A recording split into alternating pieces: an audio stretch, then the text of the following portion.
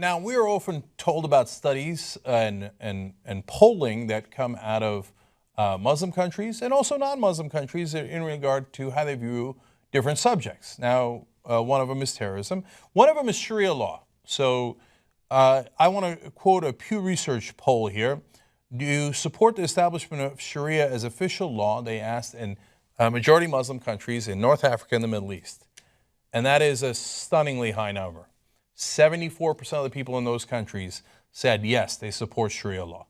Now, this is where a lot of people stop and go, oh my God, that's it. They all believe in chopping hands, heads, etc. But of course, the interpretation of Sharia law is enormously diverse.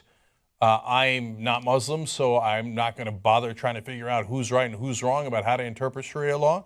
But what Gallup did in their survey was they said, okay, look, we're going to specifically talk about killing civilians. So if it turns out, for example, that Sharia law does in fact want you to kill more civilians, well, that's obviously going to be problematic. But let's find out if that is what they say, right? If that is the interpretation of the people in those countries. So they asked, do you believe in the deliberate targeting and killing of civilians is sometimes justified?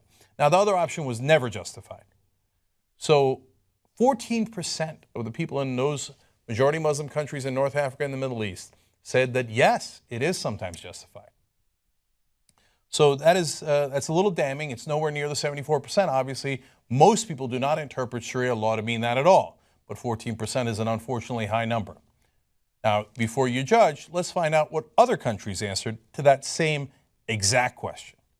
In the UK, 33% believe that the deliberate targeting and killing of civilians is sometimes justified. Not collateral damage, not accidental, deliberate targeting of civilians. They were very clear about the question. How about the United States of America? 50% thought that deliberate targeting and killing of civilians is sometimes justified. So, if we're looking at polling to determine who is more violent and more prone to what we normally, colloquially call terrorism, the deliberate killing of civilians, it turns out the population of the United States is about 4 times as likely to support the deliberate killings of civilians. Now, I know people here will say, no, but that's unjustified. We had to do it. We had to do it. But they ask the same question. Do you think the other side doesn't think that they had to do it? Well, apparently they don't. They're under similar circumstances, if not worse circumstances oftentimes. You think the people in the Middle East don't know the consequences of terrorism and killing civilians? They live it. They see it every day. Maybe that's part of the reason why they're like, no, we don't want that. Only 14%. Here in America, 50%. Now, if you don't like those polls, well, you got to look in the mirror and figure out what's going on with you. All right, so if you think, wow, that's something we should work on together here in America to make it better, great, then I agree with you.